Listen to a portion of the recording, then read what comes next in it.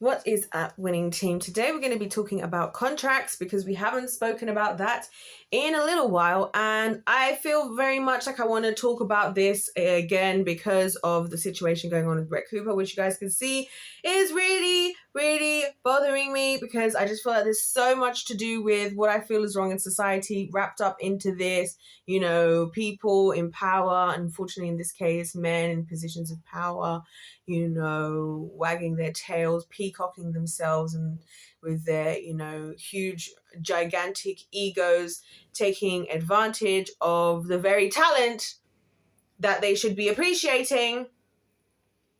With that partnered with, you know, best friend turned snake turned shoulda known, shoulda expected, it would have turned out like this. And I want to talk about the contracts right now. So let's talk about the contract because it would seem that Brett Cooper is under a contract, some kind of an NDA, which I'm not against NDAs. We're going to come to that in a minute. I also potentially going to talk a little bit more about the billionaire contract from Scientology that L. Ron Hubbard created, because I essentially want to talk about how I feel that contracts are a tool of the devil majority of the time. Now, let me tell you why I say that. Because in most scenarios, right, the whole reason, let's think about why we sign contracts. We sign contracts so that an agreement that has been made has to be, there's some kind of accountability and some kind of, something you can hold against the other person if they don't match up to the agreements of said contract. Right? Now, in a lot of terms, that seems great. As in, like, if you're going into business with a friend, don't recommend, but say you were, I think in those sense, it's healthy for you guys to draft together a contract that you agreed to at the start when things are good with a good team of lawyers, and you highlight the things you do want, you don't want, because it means that whatever, like your payment structure, whatever it is that needs to be addressed is highlighted in the contract. How you deal with things if the contract isn't, if there's not a clause in the contract that accounts for, you can write that all together. You have that separate. It makes life easy for everyone because we know these are our terms and conditions. We don't have to argue about it. We don't have to, you know, different personality types are different. Some people feel less comfortable speaking up. Some people feel more comfortable speaking up. We've all just got this thing that we've all agreed, as long as we've read it and we've signed it, in that case, it's supposed to be a good thing. In situations like that, I think it's good, especially if you're like new into business with somebody or working with, like, it's your own personal business and maybe you've hired maybe, I don't know, accountants or somebody in an area that you're not particularly good at. It's healthy, it's good to, you know, have, say, a contract. So say, like, for example, if I hired an editor, I would have a contract with them, you know, and I would want to draft a contract that we both feel comfortable with, where they feel like they're agreeing to stuff that they feel that they want to do. I'm agreeing to whatever's with me, so that whatever happens going forward, we have a framework that we work from. And if we need to readdress, we re-sign a new contract.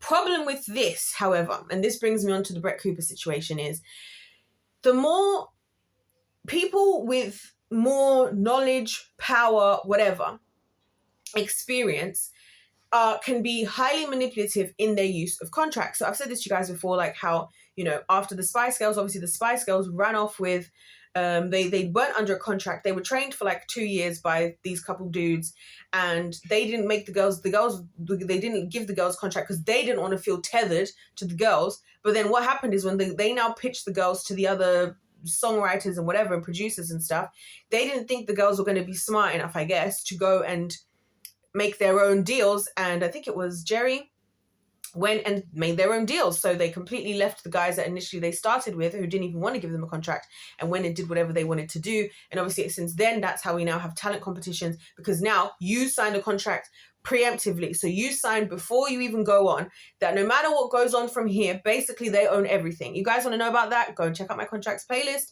In there, you will see that I have broken down like the contracts for like America, like America's Got Talent. I've got like X Factor. I chose one from here, from the UK, and one from America, just to like have a little bit of a comparison. And there's other videos about contracts in there as well, which of course this video should go in there. I hope I remember. Lord, Holy Spirit, please remind me to do that. Right? So this is what I'm saying about contracts. Then, because people learned that, oh, we had this talent, they slipped away because we didn't have any type of thing to hold accountable. We had nothing to hold against them to enforce them to stay. And now they're able to go and do whatever they want to do, which is absolutely their prerogative, which is absolutely their right. And I think, honestly, to be honest, good for the girls. The people messed up. They should have put some respect on their names and given them what they deserve from the beginning. Now, having said that, right, there's a lot of instances in which contracts can be used to take advantage of people, which is what we see now with the X Factor thing. So now it's like you sign away everything, and those contracts are crazy. You guys who've been here for a long time, you know about that. Go and check those out, right? And so here's where I now have the issue with Brett Cooper's situation, because I feel, and this is just my female intuition, this is allegedly, I don't have any proof, because we obviously don't have any proof because this is the nature of NDAs, which I'm going to talk about NDAs in a second, because I'm not exactly against NDAs either, and I'll explain why in a moment, right? I feel that somehow, obviously she started working for the Daily Wire, I think when she was like 19. So she's quite young, right? And I know in business that, because I've experienced it, I've told you guys, I've got story after story I could tell you. I told you guys one just the other day. I have story after story I could tell you of like when I was like in London and I graduated at 21. So even before that, you know, of situations where I either had to draft my own contracts, because I ended up having to draft a lot of my own contracts for some of these things that I used to do, because like venues would need me to get waivers, to get people to sign waivers for this and that. So I have a lot of contracts I've drafted myself. I have contracts for a lot of my business ideas already, like NDAs, which we're going to come to NDAs in a second. It's natural that, you know, when you are coming into business with somebody in some type of way, you are going to sign some kind of agreements in terms of, you know, not sharing particular types of information, because you don't want that information to be shared, like, because it's your own. If you're someone working in the inner parts of a business, obviously you don't want somebody to just go and snake you and just start telling your competitors or telling others what you're working on. And also, let's all be honest, the world is a very vicious place. Not everything really needs to be known, because sometimes people aren't necessarily trying to be problematic, even if they are being, and there has to be a bit of wiggle room, I feel, for like, listen guys, we're all working on something, it's not going to be perfect. And a lot of people are quick these days, as soon as one person does one thing wrong, to just rush and run to go and like scream it off the top of the mountains to let everybody know and try to seek out justice, which I think is one of the reasons people have anxiety, because there's no room to make mistakes and fail comfortably and dust yourself off and try again, because people expect you to get everything right the first time, which is why a lot of people struggle in the areas of subjects like maths and science, because they feel like they have to get everything right the first time, and it's one of those things that you actually have to practice, and that's why I'm connecting all these things together. So having contracts, I think, isn't necessarily a bad thing, because you are going to be in the knowing what's going on within the company. There are going to be ebbs and flows, maybe times where things are not exactly the same, but in a perfect sense, we would hope that everybody's coming together to build this overall vision together. We're all going to have, you know, the understanding, and also, like I said, covering yourself legally. We don't want our competitors to know what we're doing, and also we may not just want certain information out there, because, like I said, it's what are we trying to do here? You know what I mean? I feel that she got into a contract that she maybe fully didn't understand, or that she didn't think would end up having to backfire because it seemed fine. Because I get it. And that's why this situation bothers me, because I relate to her in the sense of like, just because people think that just if they think you've got a good shoulder on your heads, they forget that there's so, like, I'm highly naive. Like, the thing is, this is one of my biggest worries about having relationships in general with any human individual, is I know that I can be naive, right? And I know that sometimes I miss things that I'm like, how the hell did I miss that? Right?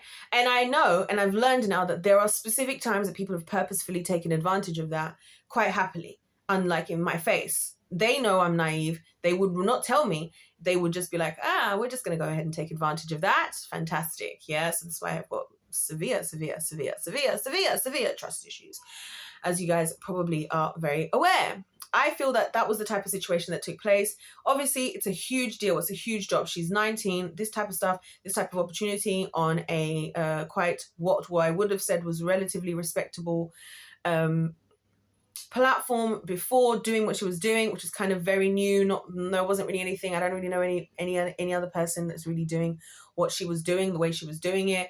I felt that was really cool. She probably felt that was really cool. She probably thought this was a fantastic opportunity.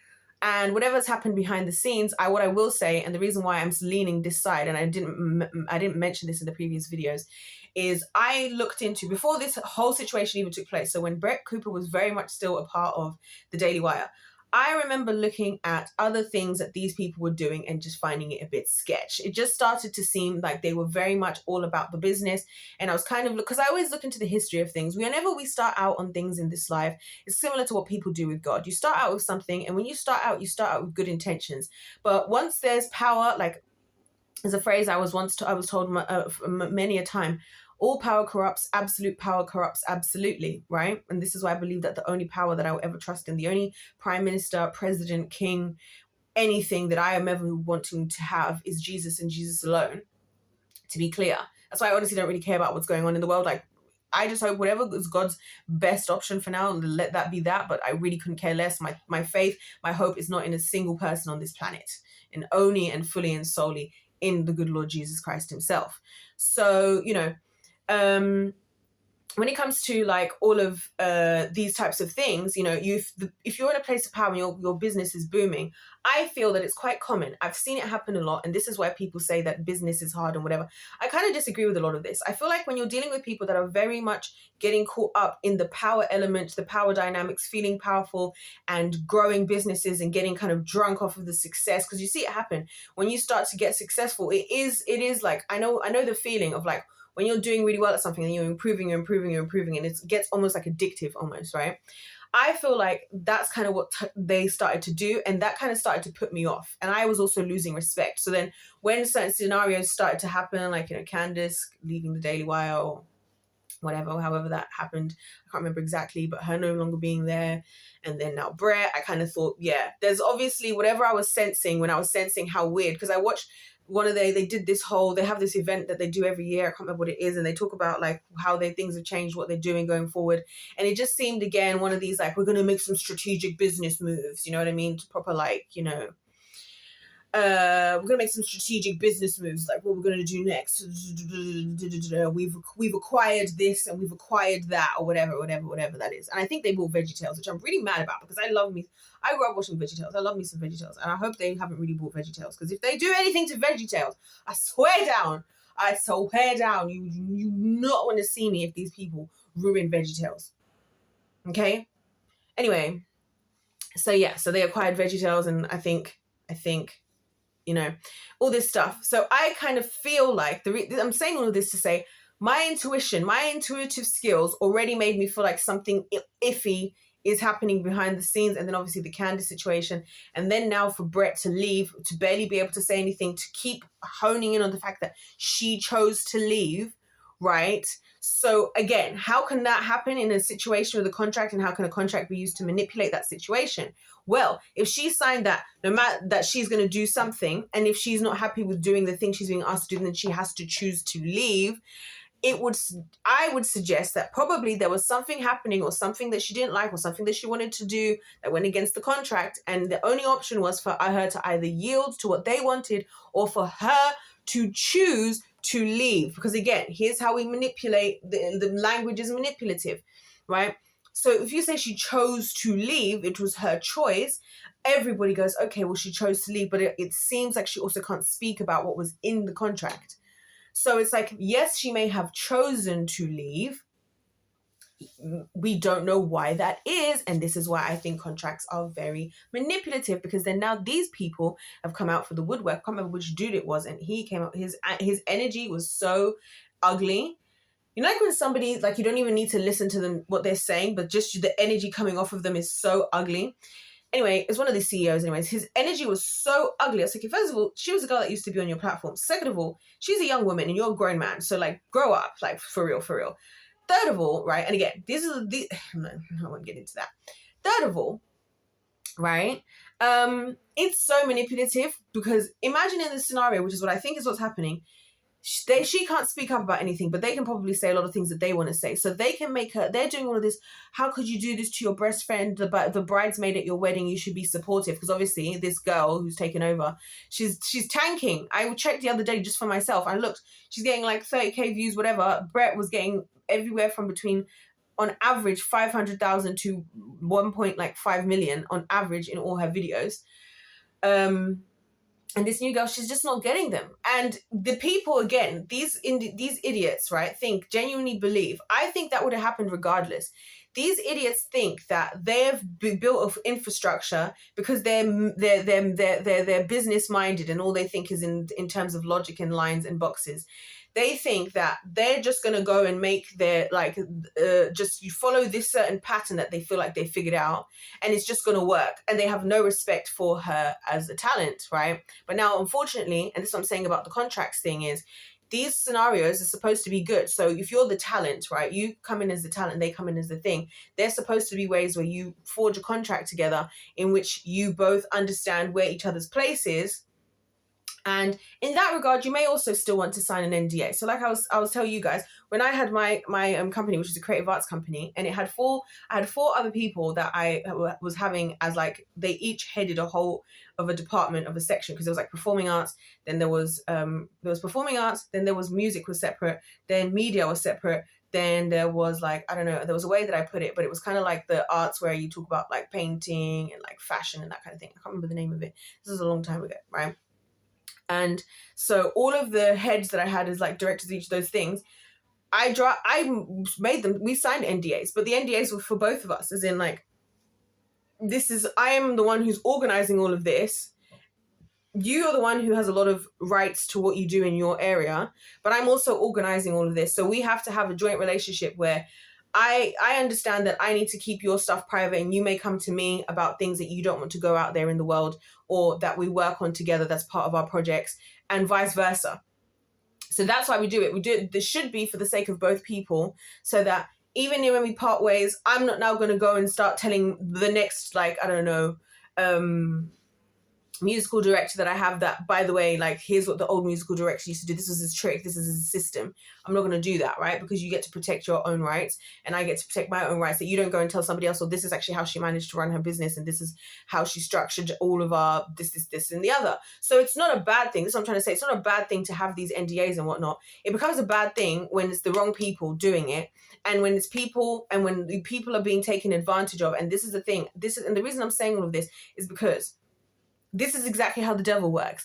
The devil gets us involved into contracts that we don't understand that we've signed, aka the most simplest one being sin itself, right? And then we're held to an account of to this contract now, and there's nothing that we can do.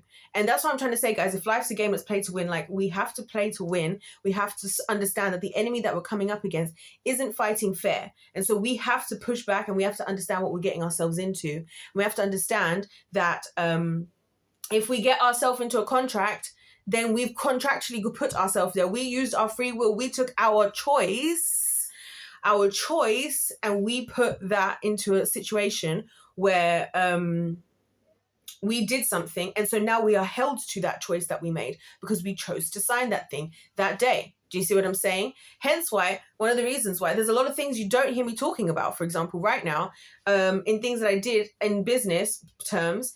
And a lot of it is also just because I have respect for the people's business. They didn't ask to be put out on YouTube. Or some of it is because they're also under contract. And I'm happy for that, because they deserve to keep I would want them to be successful in their own rights, doing whatever they want to do, keeping their own fantastic skills that they were so kind as to, utilize to support my vision and my, my dream and my business, like, to do. I want to have that respect there, right? And that was my choice to do that. And again, in this case, that choice is a choice I'm proud of and I'm happy with. In another instant, maybe I wouldn't be, and maybe I wish I hadn't, but actually I wouldn't, because I'm not that kind of person. But what I'm trying to say is the enemy that we're fighting is somebody that doesn't fight fair. The enemy that we're fighting does want to have the opportunity. Think about why even all these celebrities, they get all of these do you know that all of them, when they like sign these record labels, they also sign to say who's taking over the rights to their music and everything, if by any wild chance that they pass away. Yes. And that's why I think it's interesting how a lot of people tend to die at really, really, really, really convenient times. Michael Jackson, Amy Winehouse, let's talk about it. Whitney Houston, let's talk about it. They tend to die at really convenient times where it's like they're big enough and they're iconic enough that they don't even technically have to be alive for their music to live on. But then somehow I'm like, why is there an Amy Winehouse movie when Amy Winehouse had long died? Is what I want to know. why do I know people that were dancing in the actual Michael Jackson Thriller, like, what is it called, like, tour that they did, like, what is it called? I can't remember. They did a Thriller, like, it's like this huge tribute tour, whatever. Why do I know somebody who's one of the dancers in one of the Michael Jackson Thriller things, and people are paying for it, and obviously the rights, the royalties or whatever. So who's cashing in? See what I'm saying? The enemy doesn't fight fair at all. Obviously, sometimes the enemy fumbles. And I'm not, by the way, I'm not trying to equate the Daily Wire to the devil. Let's be very clear. I'm just using them as a way to illustrate what I'm like, something that I say to you guys all the time. Look at how it's backfired on them. They thought, well, we're just going to replace Brett. And now they're angry. Now they're looking angry because you thought in your dumb, idiot, like foolish ways that, oh, we're just going to replace a person and now it's just going to work. No, because there's a source that comes from the Lord that you just can't make. You can't make it. But the problem is, and this is why the enemy and the kingdom, and this is why entertainment industry and Hollywood and the media and sports, this is why I'm so against all of them, even sports.